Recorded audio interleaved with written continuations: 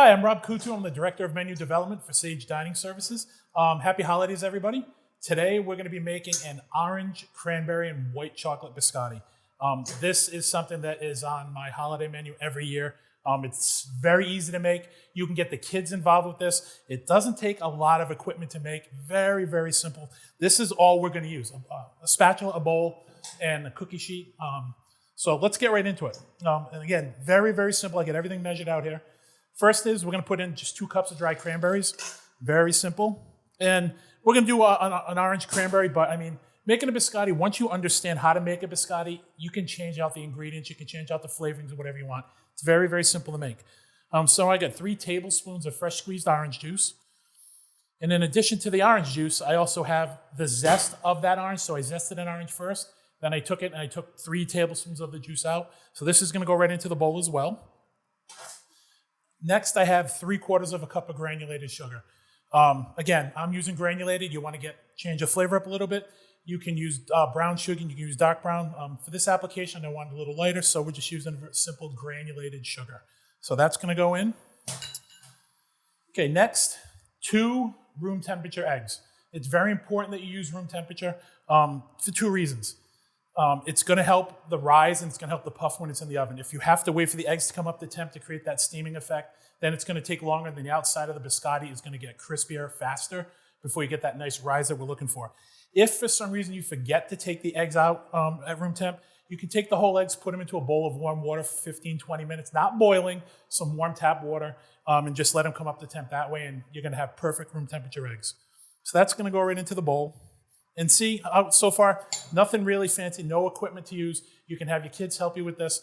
Biscottis are great because they last. You can make a lot of them at once with a very little bit of motion, and you can make a bunch of them, and then they hold for a couple of days and or weeks if you keep them in a nice jar. So next, I've already got it melted. I've got 1 stick of butter, okay? Melted, I melted it ahead of time, then I want to cool it. You don't want this to be boiling hot going in because we don't want to start cooking the eggs and start getting little bits of scrambled egg into here. So we're going to go into the bowl with this. And don't forget, use a rubber spatula because you will lose a lot of the butter if you leave it in the pan. So you really want to scrape that all out. So see, I got my pan pretty dried out now. Got it all into the bowl. Now, all we're doing is we're just going to mix this around.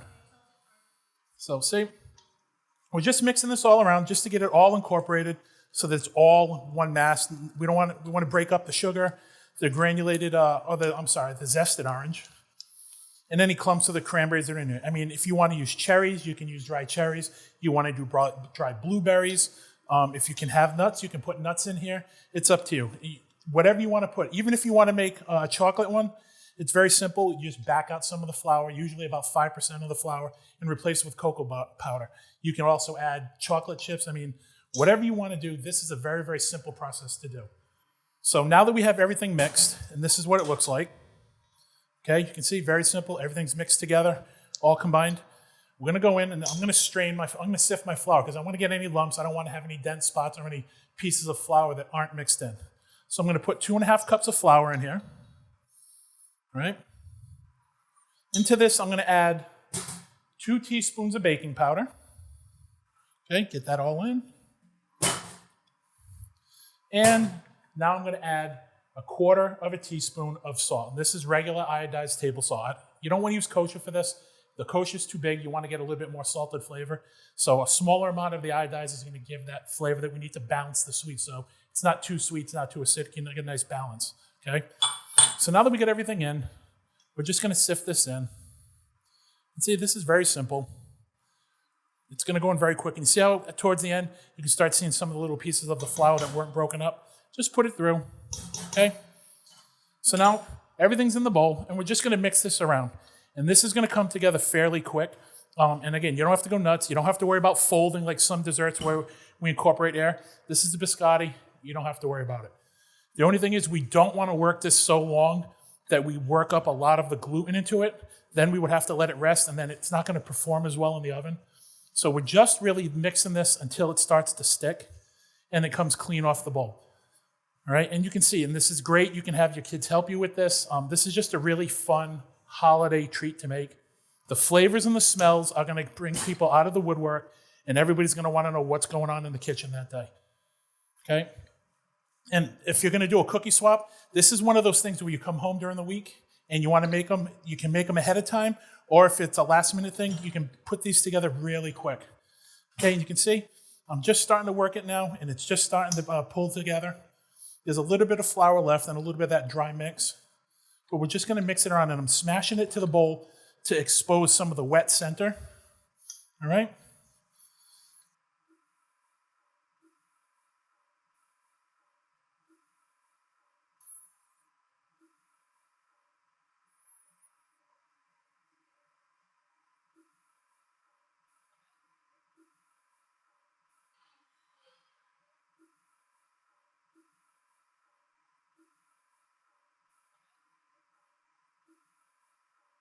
So you can see how, it's all together now. See how it's really just, all of a sudden you start mixing it, it's going to come together in one dough ball. It's not really sticking.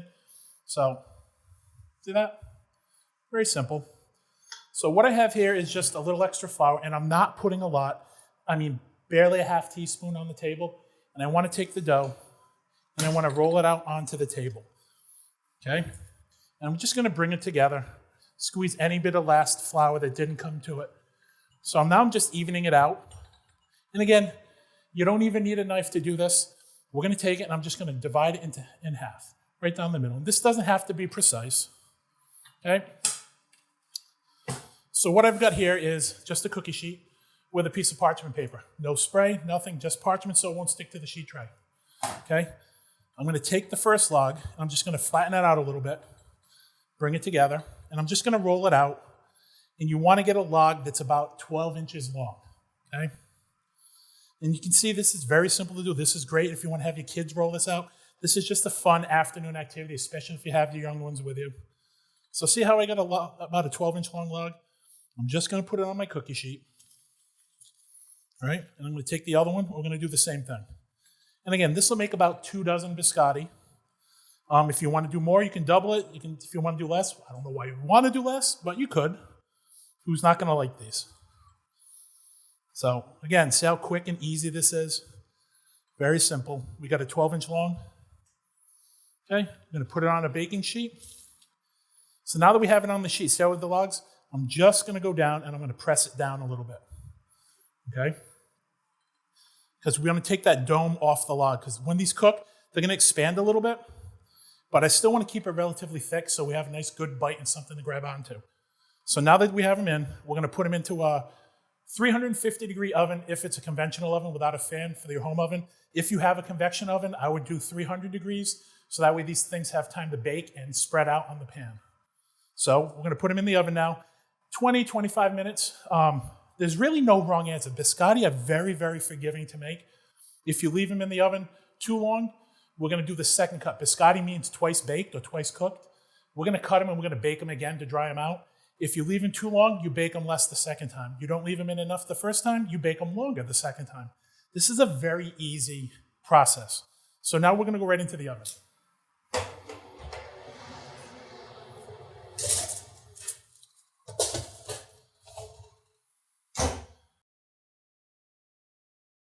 So it's been about 20, 25 minutes. I'm going to take my biscotti logs out, and this is what they're going to look like. All right.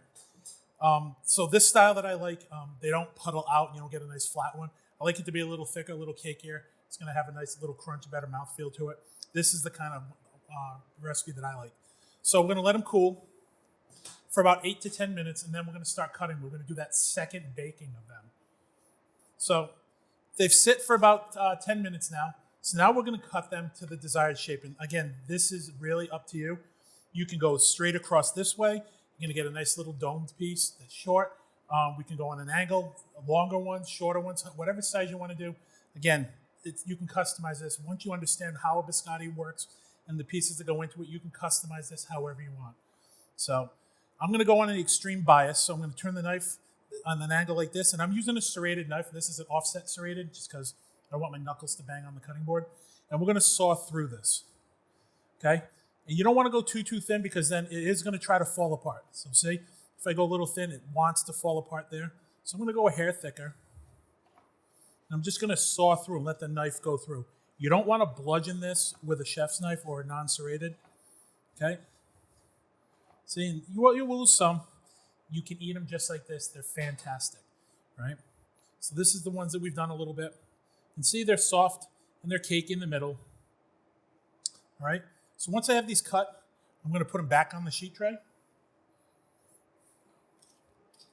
And we're going to put them back in the oven. We're going to do a second bake. And this time, we're just looking to dry them out. And the second bake is only 8 to 10 minutes. They will be crispy after. While you're cooking these, they're going to be soft at the beginning. And once you feel them, they will crisp up as they start to cool. Then after about a day, day and a half, they'll be even crunchier. These will last you for about 2 weeks on the counter in a jar covered. Again, you can make this ahead of time for the holidays, and you can so you can do other things. I mean, it's a great make-ahead item. Or if it's a last-minute thing, like I said, if you're doing a cookie swap, you can really play with these and just go to town making whatever style that you want.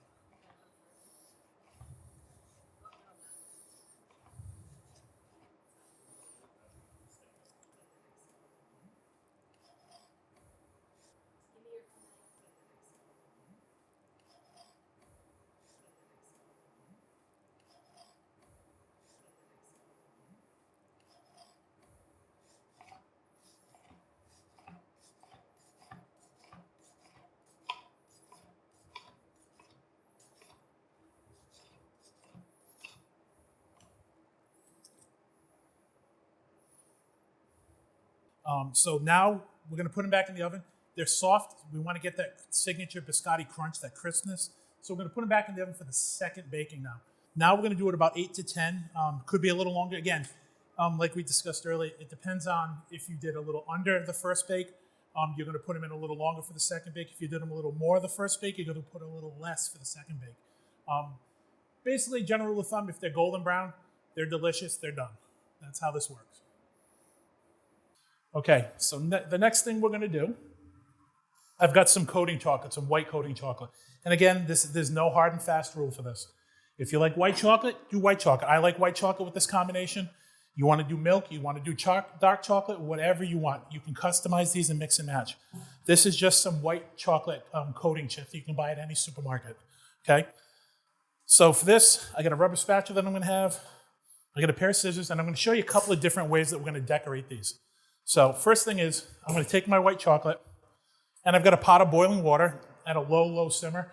I'm just going to put this on here for a couple of minutes, and we're just going to let that sit there. Okay? And I'll get back to that in a minute.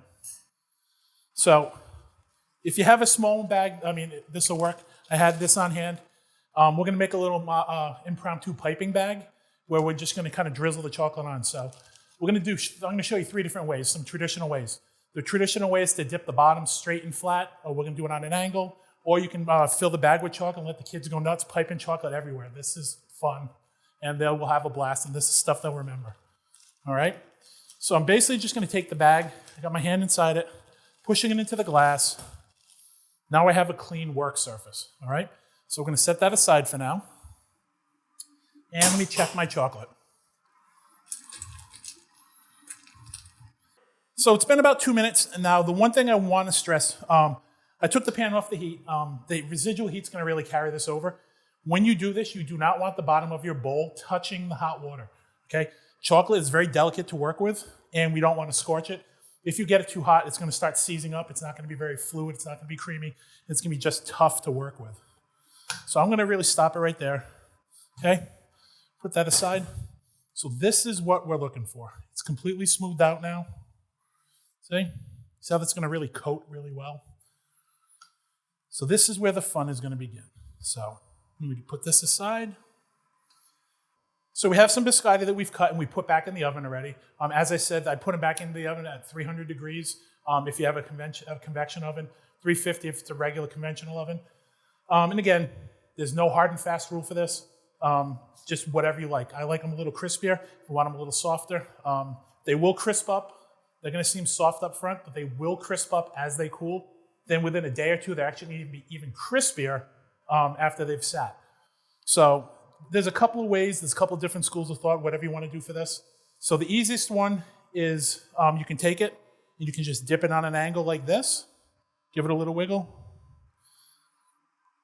And this is the one that's going to give the most chocolate, which isn't a bad thing.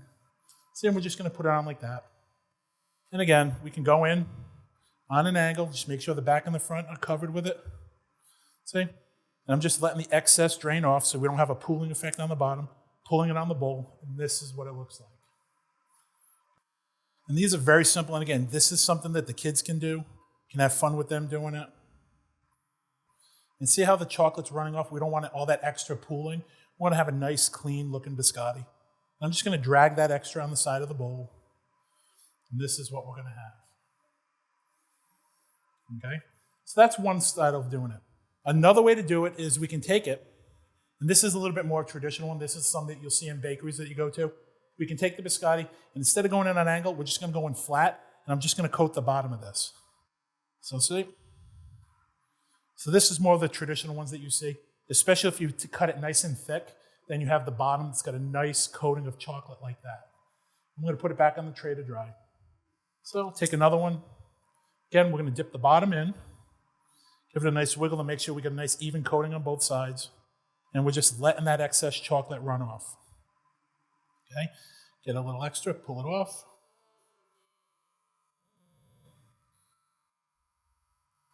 So right back in.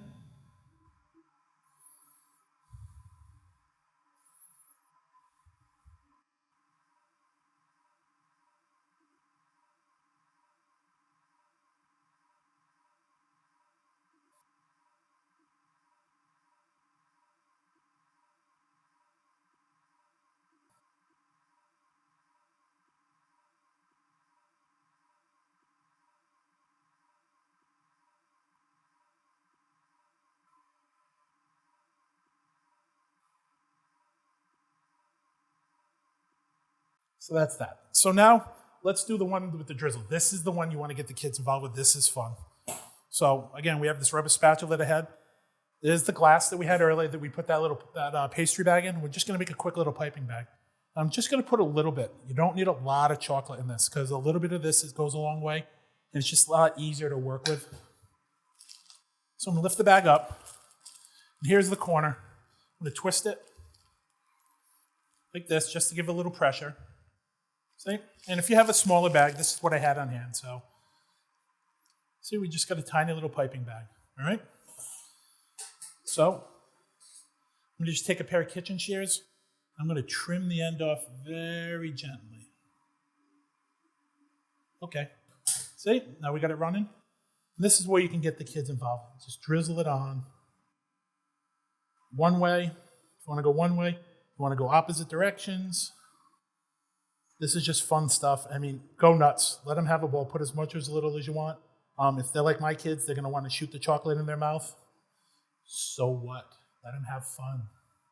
It's the holidays. It's all about having fun and creating memories. Okay?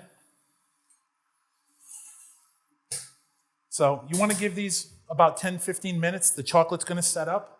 Once it sets up, you can stick them in a jar, stick them in an airtight container. You can eat them all right then and there and make them again. It's completely up to you. But again, cranberry, orange, white chocolate biscotti.